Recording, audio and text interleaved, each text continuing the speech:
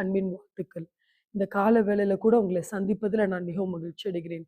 இந்த நாளில நாம் தியானிக்க இருக்கிற வசனம், ஏசாயா எழுதின புஸ்தகம் 41ஆம் அதிகாரம் 15வது வசனத்தை நாம் வாசிக்கலாம். இதோ போரடிக்கிறதற்கு நான் உன்னை புதிதும் கூர்மையுமான பற்களுள்ள எந்திரங்கள் ஆக்குவேன்.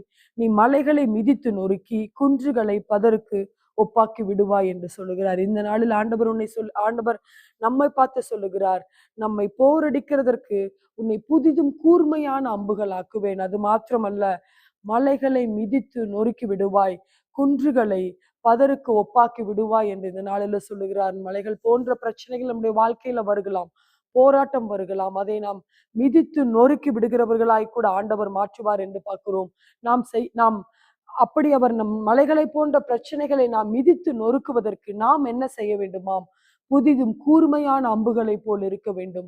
ஆண்டவருக்கு பயன்படுகிற பாத்திரமாய், அபிஷேகம் பண்ணப்பட்ட பிள்ளைகளாய், அவருக்கு உபயோகமான பாத்திரமாம், கூர்மையான அம்புகளாய் நம்முடைய வாழ்க்கையில நாம் இருக்கும்போது, அவருக்கு பிரியமானவர்களாய் கூட, அவருக்கு காத்திருக்கிறவர்களாய் கூட நாம் இருக்கும்போது, நம்முடைய அம்புகள் எப்படிப்பட்ட அம்புகளாய் இருக்குமாம்? கூர்மையான அம்புகளாய் இருக்குமாம். அப்படி நாம் இருக்கும்போது, ஒருவேளை மலை போன்ற பிரச்சனைகள் வரலாம், எப்படிப்பட்ட ஆபத்துக்கள் கூட வரலாம். ஆண்டவர் அதை அப்படிப்பட்ட ஆபத்துக்கள் கூட நாம் வரும்போது அதை அவர் மிதித்து நொறுக்குகிறவர்களாய் கூட நாம் மாற்றுவார். நாம் சில சில சின்ன சின்ன பிரச்சனைகளை பார்த்து சோர்ந்து போய் விடுகிறோமா? ஏன் நாம் சோர்ந்து போய் விடுகிறோம்? இதிலிருந்து ஏன் நாம் மீண்டு வர முடியவில்லை? நாம் கூர்மையான அம்புகளாய் கூட இல்லை. இந்த நாளில நாம் கர்த்தருக்கு காத்திருக்கிறவர்களாய் கூட இருப்போம். அபிஷேகத்துல நிறைந்தவர்களாய் நம்முடைய வாழ்க்கை புதிதும் கூர்மையானதாய் நாம் மாற்றிக்கொள்வோம்.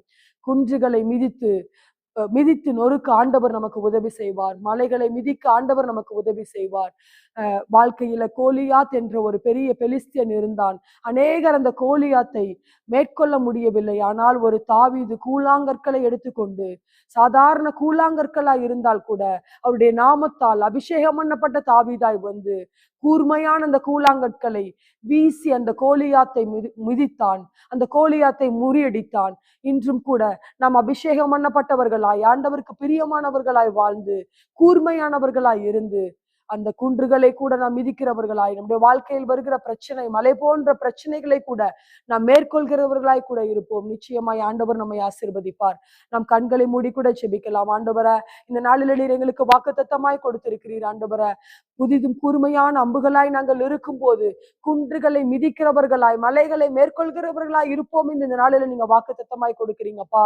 நாங்க உமக்கு பிரியமானவர்களாய், உடைய நாமத்தினால் அபிஷேகம் பண்ணப்பட்டவர்களாய் இருந்து, மலை போன்ற பிரச்சனைகள் வந்தாலும், குன்றுகளை போன்ற போராட்டங்கள் எங்க வாழ்க்கையில வந்தாலும், நாங்கள் அதை மிதித்து சாதாரணமாய் நொறுக்கி போடுகிறவர்களாய் இருக்க உதவி செய்யுங்க.